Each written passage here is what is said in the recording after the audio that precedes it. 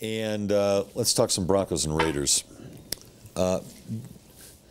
This is game 5 for the Broncos. Do you think the Raiders are the most balanced offense the Broncos will have met up to this point? Yeah, no question about it. Do you? I'm not saying they're the best offense.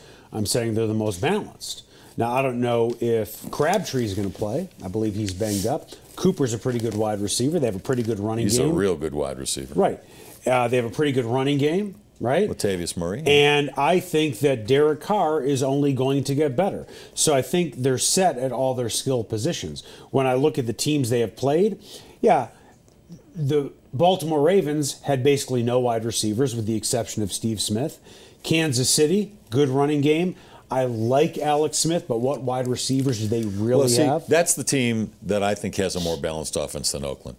And I'm not an Alex Smith fan, but Derek Carr, to me, I don't see star written on Derek Carr I'm not yet. suggesting Amari Cooper, yes. Who has better Latavius Murray, I'm not sure of yet. He had a few good games, and he had one really bad game last week. But Kansas City, Alex Smith is what Alex Smith is, okay? He can be dangerous at times, but most of the time he's not.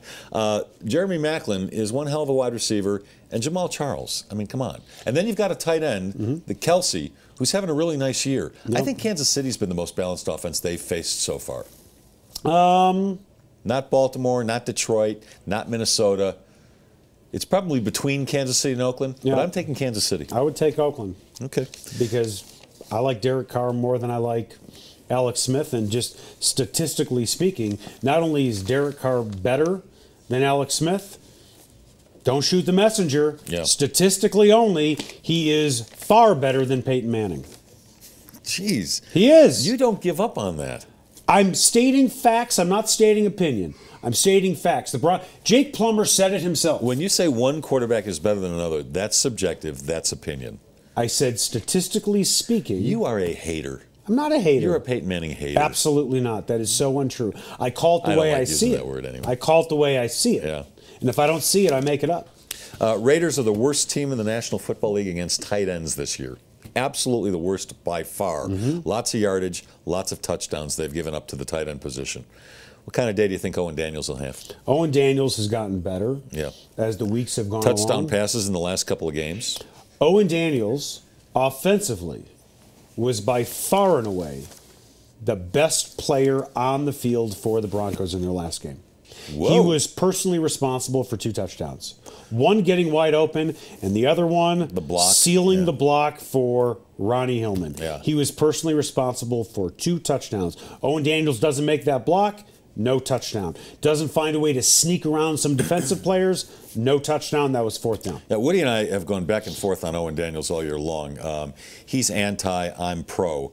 I was told when they signed Owen Daniels that they were getting a really good tight end who can block and who still, even in his 10th year, knows how to get open, and he's smart. Yeah. And I've seen that all year. Yeah. I've seen frustration on his face a lot as well because he's been open and Peyton hasn't seen him at times. Bingo. Or he just hasn't been targeted at all. First couple of games, how many times have they thrown him? Not many. They're starting to figure out he's a pretty good tight end. He's got touchdown catches in the last 2 games. He's doing a good job blocking, as you pointed out, on the Hillman run for 72 yards. And I think they finally discovered, you know what? We forgot about him the first couple of games. We're not going to forget about him from here on out. I think he's going to have a really fine game. I think he's going to have somewhere between 80 and 90 yards, probably another touchdown catch. And I think we could be hanging the star of the game on him after Sunday. If Peyton Manning is going to be successful running this offense moving forward while passing the ball, he has to find a consistent number 3 option that he can trust. Well, he does that with tight ends all the time. Julius Thomas, Dallas Clark in Indianapolis. But no, loves his tight ends. I'm not talking about tight ends. That's why I said. No, what I'm telling you is he can be that guy. That's fine. I should say, though, they've kept him in the block way too much. That's another reason why. Well, they have to. Yeah. Well, they have to. Right. I'm not talking about a tight end, and I know the history with tight ends with Peyton Manning. I'm talking about a pass catcher, a guy who actually can catch a ball. Look at it is so lopsided. It was so lopsided through the first 2-3 games. Demaryius Thomas and Emmanuel Sanders, and then everybody else. Yeah. Jordan Norwood is not the answer. You could say that Benny Fowler maybe was for one game. Yeah. But let's look at Peyton Manning's history. Last year, Emmanuel Sanders, Demaryius Thomas, and then he had Julius Thomas. The year before, he had Demaryius Thomas, Eric Decker, and Julius Thomas, and Wes Welker. When he played with the Indianapolis Colts, he does spread it around.